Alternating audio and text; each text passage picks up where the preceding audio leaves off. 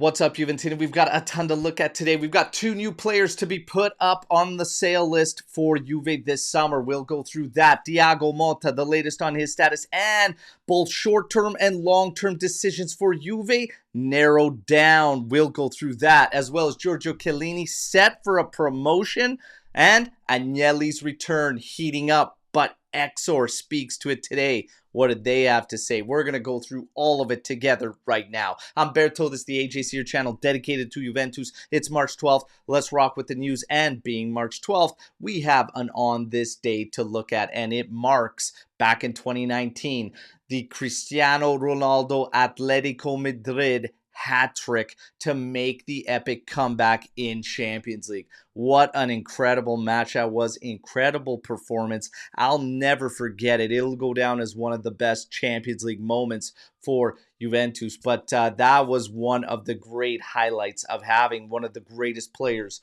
on your side. Unfortunately, we couldn't make more of it on the flip side, but what a match that was. All right, now we get to the news. Two players tipped off to be put up for sale this summer.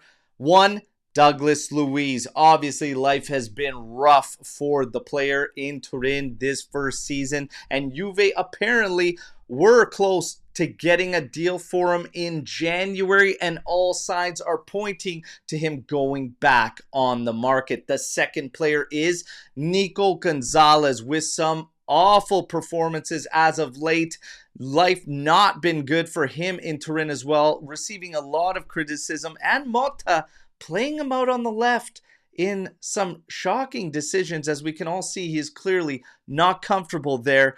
It's not going well. Apparently 20 to 25 million euros is what Juve's looking for to pretty much make this thing a wash and say goodbye and hit the reset. Let's see what ends up going down. Meanwhile, for the coach, he is under fire as well. And we continuously hear, and today is no different, that Fiorentina marks the do-or-die matchup for Thiago Motta and short-term options. We were hearing Giorgio Chiellini could come in and step in as interim. I'm not buying that one for a second, and neither should you. But apparently, narrowed down, the option, the decision would be Agnelli, who's currently coaching the Primavera. He would come in and step in on an interim basis. All right. As far as the long-term options go, Gasperini apparently is top of the list for Juventus. There you go. Apparently, he's the top option. Napoli, with their contract on Conte, makes things extremely complicated. There are rumors out there claiming that Conte has an out that he could apply from his end to get out of that contract, but I'm also not really buying that one. Gasperini is the one that could be available, and maybe Juve strikes. As far as Giorgio Chiellini goes, not expecting him to be stepping in on an interim basis as coach when he's got zero history, zero credentials to do so.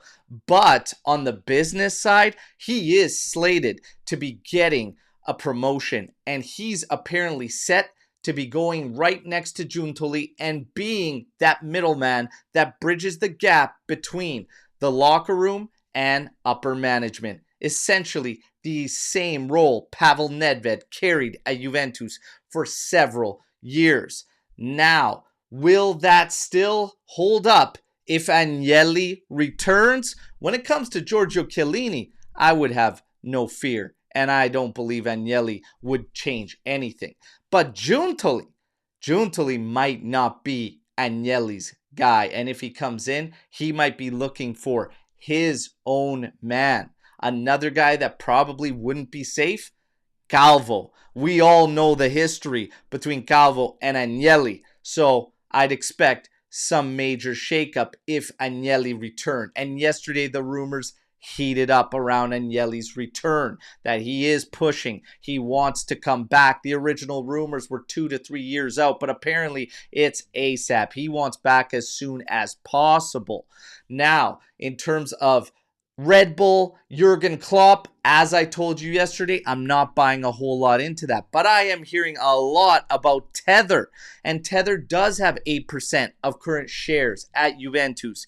And again, they made that slogan popular, make Juventus great again. Well, let's see. I'm hearing that he wants to use them to fund him to get the backing to take over majority shares over his cousin Elkan at Exor. Now, while these rumors are swirling around, there haven't been confirmations as to any of it, but there have also been no denials until now.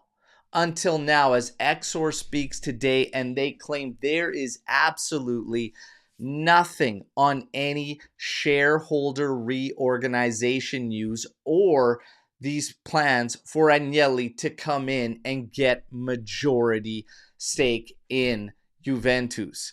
All right, but how much can you take from that, since the only denial we've got is from Exor themselves? Would they tell you that's the plan? Would they do this when you've got a lot of shareholders involved, etc.? You probably want to keep this thing mum. I don't know. Let's see. Where there's smoke, there's usually fire. And when it comes to Agnelli, there's been a ton of smoke. So let's just wait and see what goes down. I want to know from all of you, number one, do you actually believe Agnelli returns? And number two, do you want it?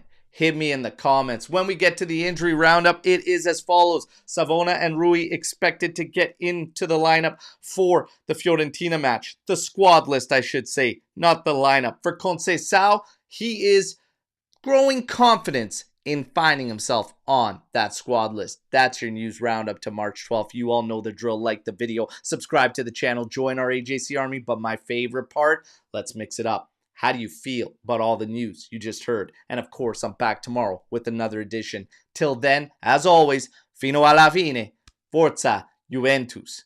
Ciao tutti.